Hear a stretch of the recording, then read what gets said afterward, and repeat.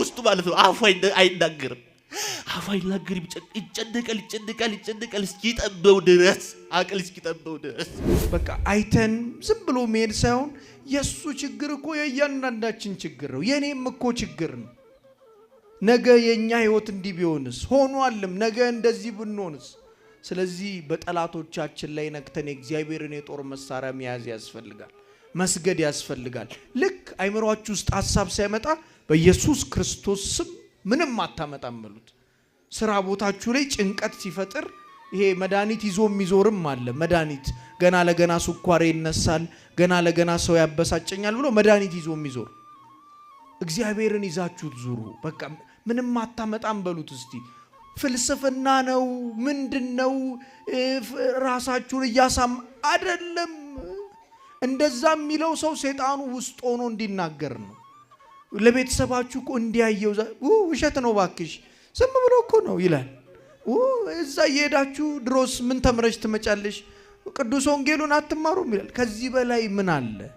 ወንጌል ተማር ያው የመናፍስቱን ውጊያን ደግሞ በቁጥጥር ስር አዋል።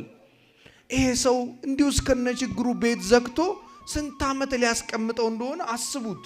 አንደበቴ መናገር እየፈለገ ልቤ ልክ ዝም ብሎ በቃ ዝቅልብኛልና አንዳንዴ ዝም ብዬ ዳኞችን እያዩ እቆማለሁ።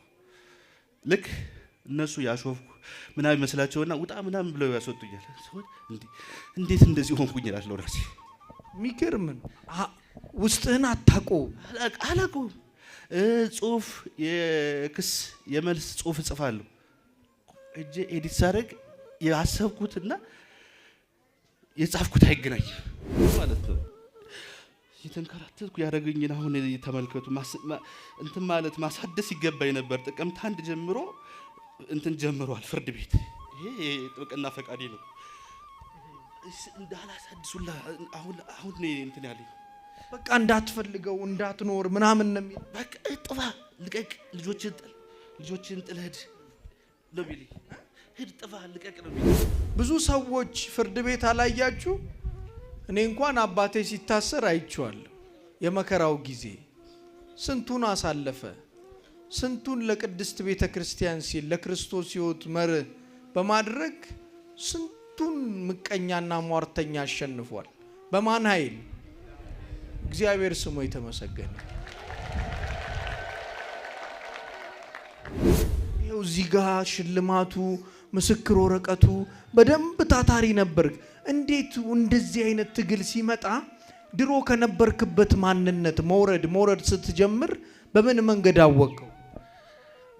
እንትን ነው ማለት በየጊዜው የምሰራው ነገር ማለት ነው። ጓደኞች ሲያድጉ እኔ አላድግም። ሽልማቱ እንዳለ ሆኖ ማለት ነው። የተሰጠኝ ስልጠና የዲግሪው ፌደራልም የተሰጠኝ እንዳለ ሆኖ ማለት ነው። ከኔ በታች ያሉት ሲያድጉ እኔ አላድግም። እዛ በላይ ደግሞ ትንሽ ነገር ወይ አንድ ቀን ቀርቼ ወይም ሰዓት አሳልፌ ምናምን ከሆነ ያኔ ገንና ከባድ ነገር እኔ ይዳርገኝ ነበር። እዛ መጨረሻ ላይ ምርር ሲለኝ በቃ እስቲ ለምን ዳኝነቱን አልተውም? እዚህ ወጥቼ ነው ለልጆችም ጥሩ ነገር ብሰራ ብዬ ዳኝነቱን ትቼ ወጣሁ። አሁን የታወቀኝ ኬስ ተቀብዬ እሰራዋለሁ ብዬ ሳልሰራው ሚገርም ቀጠሮ ኖረኝ አስረስቶ ያስቀረኛል። ከዛ ሲል ጀድ እየሰበሰበ የምጽፈውን ነገር እየለወጠብኝ መጨረሻ ላይ ጥቅልል አድርጎ አምጥቶ መንፈስ መሆኑን አላወቅም ነበር። የሆነ ነገር እንደሸፈነኝ የሆነ ነገር እንደለበስኩ እኔ ማላየው ነገር እንደተጫነኝ ግን ይሰማኝ ነበር። ይሄን ፕሮግራም በምን አይተመጣ እንትን ላይ ነው እንደው የፈለገ ይሁን የታገለኝ ማለት ነው። መድረስ አለብኝ ማወቅ አለብኝ። ከላምበረት ተነስቼ ግማሹን ሰው እየጠየቅኩ አንዳንዱ ሰው ስትጠይቁትኝ ሌባም ትመስሉታላችሁ። ሰው እየጠየቅኩኝ እያልኩኝ እንደውም ሚካኤል ነው እኔ ሰሚት ሚካኤል እያልኩ ጠይቃቸዋለሁ። ሰሚት ሚካኤል የሚባል የለም። ከዛ መጨረሻ ላይ አንዲት እናት ቤተክርስቲያን ቆይተው ሲመጡ ስጠይቃቸው ገብርኤል ነው እሱ ዋሻው ገብርኤል ነው የሚባልና በሱ ቀጥ ብለው ወረዳሉኝ። ቀጥ ብዬ መጥቼ እዚህ እንትን አልኩኝ። ትምህርቱን ስትሰማ ውስጥ ምን የለም? አለቅስ ነበርኩ። ውጭ ላይ ያየኝ ሰው የለም እንጂ አለቅስ ነበር፣ እጨነቅ ነበር። በቃ ይረብሽ ጥለው ውጣ ብሎኝ ነበር። ጥለው ሂድ ብሎኝ ነበር። እንትኑን ሳያልቅ ማለት ነው ስርዓቱ ሳያልቅ ሂድ ይላል። አዎ ሂድ በቃ ሰላም ነህ ይላል። እዚህ አሁንማ ሰላም ነህ። እግዚአብሔር ስሙ የተመሰገነ። አይ ቅድም ምን ይላል? ይሄ አይምሮዬ ይሄ ቁስል ነው። በቃ ቁስል የማይታይ ለሰው የማይታይ ቁስል ነው የሚሰማኝ ነበር። አሁን እግዚአብሔር የተመሰገነ ነው። የለም አሁን ደህና ነኝ። እግዚአብሔር የተመሰገነ ነው። ከዚህ በላይ የሚያስደስት ነገር አለ? ሰው በሕክምና አምኖ ይንከራተት የለ እንዴ? በየሆስፒታሉ ገንዘቡን ይጨርስ የለ እንዴ? ቅዱስ ገብርኤል ገንዘብ ሳትጠይቀው ያድንሃል። እግዚአብሔር ስሙ የተመሰገነ ይሁን። አይዞ በርታ፣ ጸልይ፣ ስገድ፣ የአምልኮ ህይወት ይኖርህ።